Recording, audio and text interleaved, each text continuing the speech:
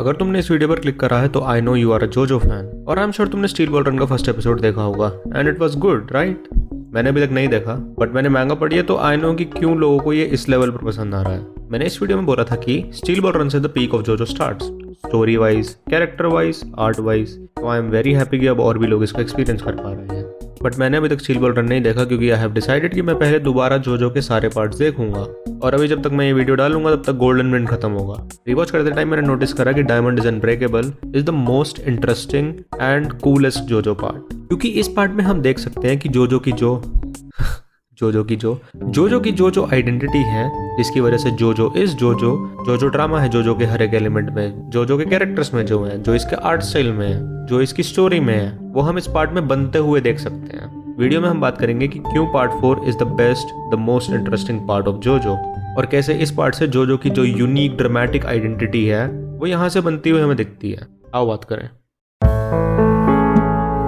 जोजो का art style at start inspired the Fist of the North Star से, इसलिए पार्ट 1 से 3 में we see big muscular macho बंदे, जो ऑलरेडी काफी यूनिक है दूसरे एनिमे और मांगा से। मांगा और एनिमे में लोग यूजुअली थिन फिगर के होते हैं क्योंकि जापान में जेनेटिकली लोगों का स्ट्रक्चर थिन होता है और उनका ब्यूटी स्टैंडर्ड भी उस हिसाब से डेवलप हुआ है, तो इसलिए ज्यादातर एनिमे और मांगा में लोग ऐसे दिखते हैं, जिस वजह से स्टार्टिंग वाला जोजो का आर्ट स्टाइल भी स्टैंड आउट करता है। बट यहाँ जोजो का आर्ट स्टाइल वैसा नहीं है, जिसकी वजह से इट इज नाउ नोन, जिसको हम बोलते हैं कि this is JoJo art style. Araki आगे Fist of the North Star के बाद काफी इंस्पायर हुए विद रोमन स्कल्पचर्स और फैशन फोटोग्राफी से, जो डेवलप होकर the iconic JoJo art style बना। और डायमंड इज अनब्रेकेबल में हम ये देख पाते हैं कि यहाँ से the iconic JoJo art style की डेवलपमेंट चालू होती है। पार्ट 4 के कैरेक्टर का स्ट्रक्चर पहले की तरह बल्कि नहीं है, it is much more athletic जैसे इन रोमन स्कल्पचर्स का है। और इस पार्ट से ही द फैशन ऑफ जोजो स्टार्ट्स एज वेल। जोजो के पार्ट 1 से पार्ट 3 तक जोजो के कैरेक्टर्स के क्लोथिंग स्टाइल काफी सिंपल थी, बट पार्ट 4 से अराकी ने डिसाइड करा क्लोथिंग में ही काफी सारा कैरेक्टर डालने का। इस पार्ट से हम जोजो के कैरेक्टर्स की किस तरह की पर्सनालिटी है वो इनकी क्लोथिंग से ही जज कर सकते हैं। And Rohan Kishibe speak of this. For me अभी तक भी स्टील बॉल रन और जोजोलियन पढ़ने के बाद भी Rohan is the best character design in जोजो।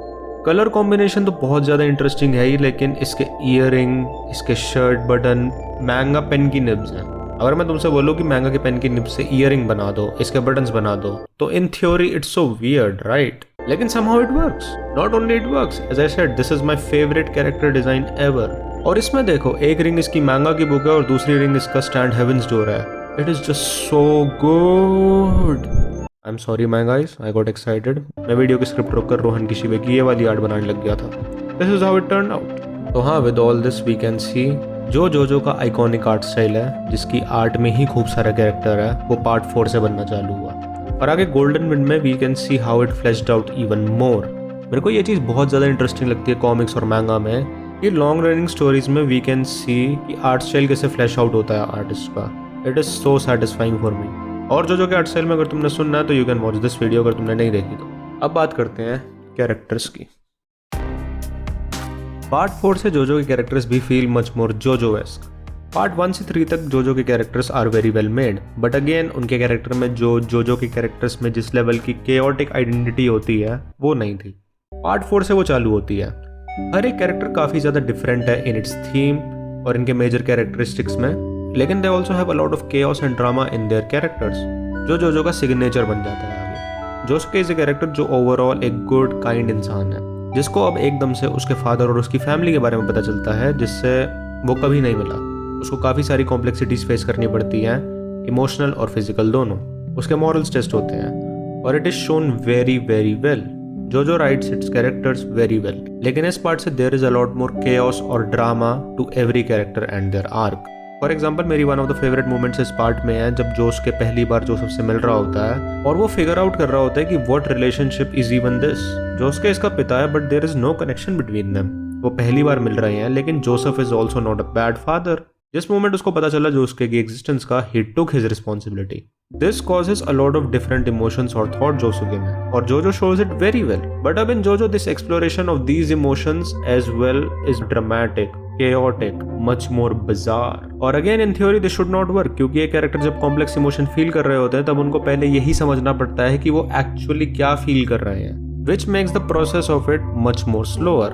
अनलाइक जब character big non complex emotion feel कर रहे होते हैं लाइक हैप्पीनेस, सैडनेस, ये इमोशंस को काफी ड्रामेटिक तरीके से दिखाया जा सकता है क्योंकि they are much more easy to understand. इसलिए डायमंड एंड अनब्रेकेबल से पहले जोजो के कैरेक्टर्स हमें सिर्फ बिग इमोशंस एक्सप्रेस करते हुए दिखते हैं, क्योंकि इनको बहुत ज़्यादा ड्रामेटिक करके दिखाना इज ईजियर। लेकिन इस पार्ट से अराकी ने फिगर आउट कर लिया था कि कैसे प्लॉट को ही उस तरह से ड्रामेटिक बिजार बना दें जिससे कॉम्प्लेक्स इमोशन भी एक्सप्लोर हो सके।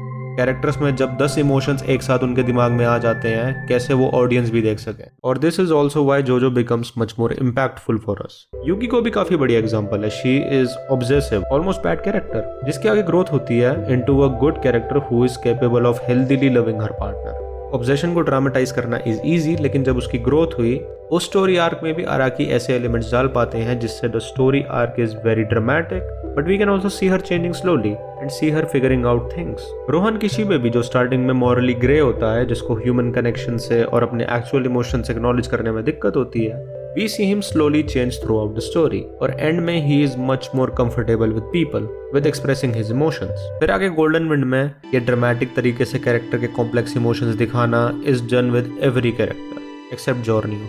इसलिए जॉर्नियो ओवरशैडो हो जाता है बाकी कैरेक्टर्स से।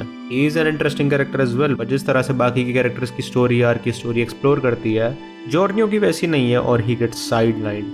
और हम रोहन की बात कर रहे थे, रोहन की पूरी स्टोरी आर्क और Rohan himself is so dramatic as well.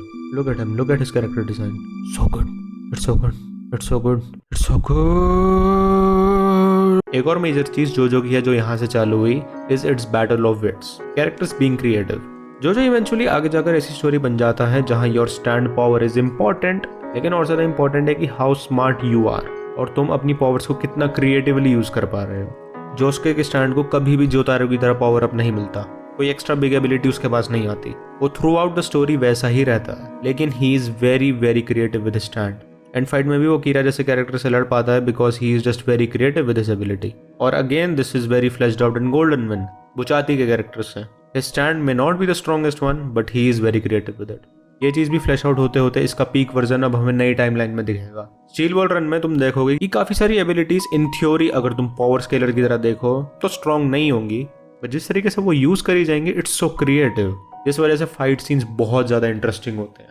उससे पहले तुम रोहन किशिबे को देखो, so good, so perfect, so perfect, yes.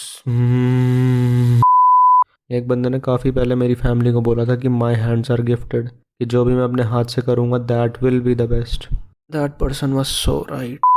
Okay, ये थी मेरी वीडियो क्यों part 4 is the greatest part of जोजो, क्योंकि जो भी जोजो के जोजोएस्क आइडेंटिटी है, हम देख सकते हैं कि काफी बड़ा पार्ट उसका यहाँ से बनना चालू हुआ और उसको हम बनते हुए देख सकते हैं। मुझे ये चीज़ पॉइंट आउट करना था इस वीडियो में, क्योंकि आई डोंट थिंक ज़्यादातर लोग इस चीज़ को पॉइंट आउट करके इसको अप्रिशिएट करते हैं।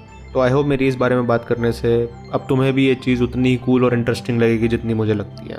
वीडियो पसंद आए तो लाइक और शेयर, एक लाइक और काफ़ी सारे शेयर, ज़्यादा पसंद आ गई तो सब्सक्राइब। वीडियो देखने के लिए धन्यवाद। रोहन किशिबे को देखो।